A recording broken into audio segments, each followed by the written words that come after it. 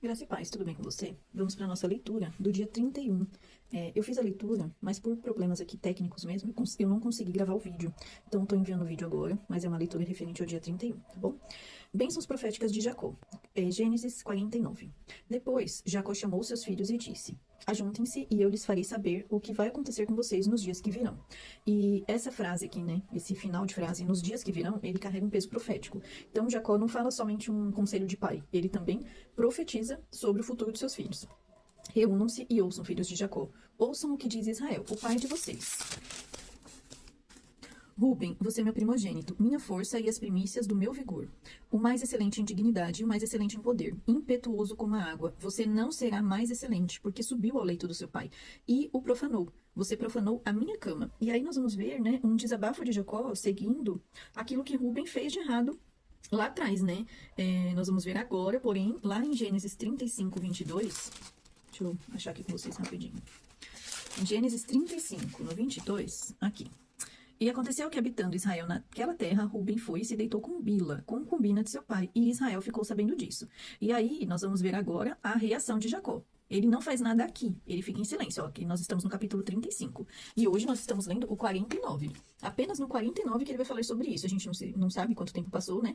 Mas em capítulos são muitos, né? Se for na sequência, são muitos. E Jacó deixou para falar na hora certa. Então, na hora de dar a bênção a Ruben, ele fala sobre aquilo que Ruben achou que tinha passado, né? Que ele não tinha ficado sabendo, né? E Jacó sabia, porém ele deixou para falar na hora certa. E aqui a gente aprende que o caráter importa mais do que a posição. Ele não teve domínio próprio, ele se deitou com a concubina de seu pai. E o meu caráter influencia o meu futuro. Lá ele fez o que ele fez, e aqui ele recebeu a punição pelo seu pecado, né? E aí depois, versículo 5. Simeão e Levi são irmãos. As suas espadas são instrumentos de violência. Que a minha alma não entre no conselho deles. Que a minha glória não participe do seu agrupamento. Porque no seu furor mataram homens. E na sua vontade perversa mutilaram touros. Maldito seja o seu furor, pois era forte. E maldita seja a sua ira, pois era intensa. Eu os dividirei em Jacó. Eu os espalharei em Israel.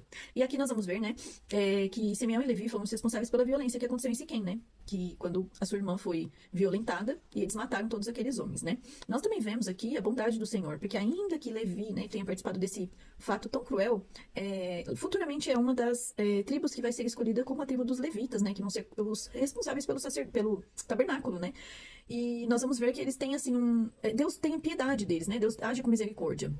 E eles têm uma posição boa, mesmo tendo cometido o mal, né? Versículo 8. Judá, os seus irmãos o louvarão. A sua mão estará sobre o pescoço de seus inimigos. Os filhos de seu pai se inclinarão diante de você. Judá é um leãozinho. Da presa você subiu, meu filho.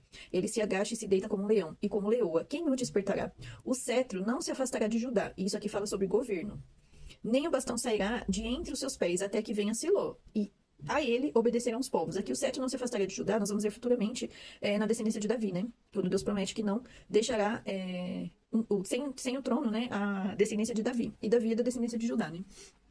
Ele amarrará o seu jumentinho à vide, e o filho da sua jumenta a videira mais excelente. Lavará suas roupas no vinho, e a sua capa em sangue de uvas. Os seus olhos serão cintilantes de vinho, e os seus dentes serão brancos de leite. E aqui, né, eu fiz essa anotação, né, que essa promessa aponta para Davi, e depois para Jesus, né, futuramente.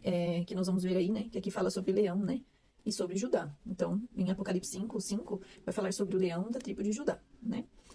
Jacó não transmite apenas desejos pessoais, como eu falei para vocês, mas ele está revelando a direção que Deus dará à história de cada tribo. Então aqui não são só desejos pessoais de um pai, mas uma profecia sobre as tribos, né?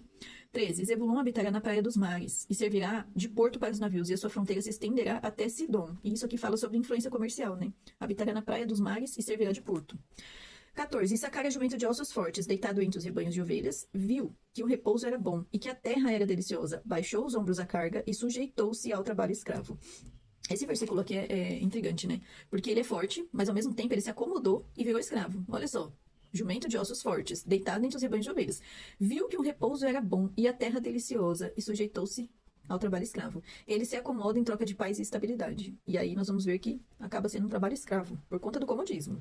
16. Dan julgará o seu povo como uma das tribos de Israel. Dan será uma serpente junto ao caminho, uma víbora junto à vereda que morde o calcanhar do cavalo e faz o seu cavaleiro cair para trás. A tua salvação espero, ó Senhor. Aqui fala sobre o risco de confiar apenas na astúcia humana, né? Temos que confiar em Deus. Futuramente vamos ver essa tribo se afastando do Senhor. Gade será atacado por guerrilheiros, mas ele lhes atacará a retaguarda. E aqui fala sobre revidar, né? Ele será atacado, mas revidará. Azer, o seu pão será abundante, e ele produzirá delícias reais, ou seja, manjares de rei, né? Naphtali é uma gazela solta. Ele fala palavras bonitas. Aqui era uma tribo ágil no aspecto militar. Eles tinham essa característica. 22. José é um ramo frutífero, como ramo frutífero junto à fonte. Seus galhos se estendem sobre o muro, os flecheiros lhe dão amargura. Atiram contra ele e o hostilizam. O seu arco, porém, permanece firme, e os seus braços são feitos ativos, pelas mãos do poderoso de Jacó. Sim, pelo pastor, e pela pedra de Israel, pelo Deus de seu pai, que o ajudará, e pelo Todo-Poderoso, que o abençoará. Que bênçãos, com bênçãos dos altos céus, com bênçãos das profundezas, com bênção dos seios e do ventre. As bênçãos de seu pai excederão as bênçãos de meus pais, até o alto dos montes eternos. Estejam elas sobre a cabeça de José, e sobre o alto da cabeça do que foi distinguido entre os seus irmãos. Aqui nós vamos ver, né, a primogenitura pertencia a Rúben. Ele era o primeiro filho, né, o mais velho. E aí, como ele se deita com a concubina de seu pai, ele perde esse direito, e quem recebe esse direito de primogenitura é José. José recebe esse direito de primogenitura. E através dele, os seus filhos Efraim e Manassés vão ter direito, né, à tribo. Então, eles foram filhos adotados, nós lemos aí anteriormente, por Jacó. Jacó fala que esses 2 filhos que ele teve serão dele, e que a partir daqui, quando José tivesse mais filhos, seriam filhos de José. Então, Efraim e Manassés passam a ser filhos de Jacó. 27. Benjamim é lobo, que despedaça pela manhã, devora a presa, e à tarde reparte o despojo. Essa tribo se destacava pela bravura militar. 28. São essas as 12 tribos de Israel. E isto é o que lhe falou seu pai quando o abençoou. E cada um deles abençoou segundo a bênção que lhe cabia. A morte e o sepultamento de Jacó. Depois Jacó lhes ordenou, dizendo: Vou ser reunido ao meu povo. Sepultem-me junto de meus pais na caverna que está no campo de Efron, o Eteu, na caverna que está no campo de Maquipela, em frente a Manre, na terra de Canaã, a qual Abraão comprou de Efron com aquele campo, como propriedade para servir de sepultura. Ali eles sepultaram Abraão e Sara, sua mulher. Ali eles sepultaram Isaque e Rebeca, sua mulher. Ali eu sepultei Lia. O campo e a caverna que nele está foram comprados dos filhos de Et. Quando Jacó acabou de dar essas ordens a seus filhos, recolheu os pés na cama, expirou e foi reunido ao seu povo. Então aqui hoje nós vimos, né, as bênçãos entregues por um pai, mas como profecia também para as tribos de Israel. Deus abençoe e até o próximo em nome de Jesus.